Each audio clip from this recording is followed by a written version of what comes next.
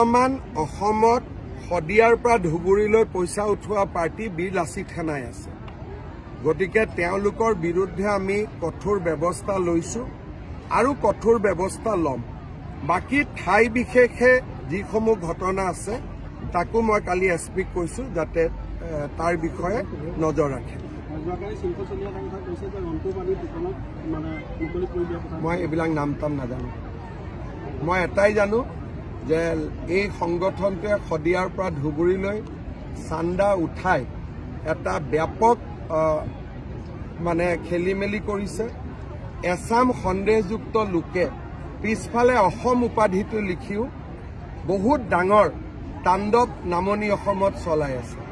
যেনেকে এটা নাম কিবা ৰিজু অসম নে ঋতু অসম, তেওঁৰ নাম কিন্তু ৰিজু আহমেদ নে ঋতু আহমেদ।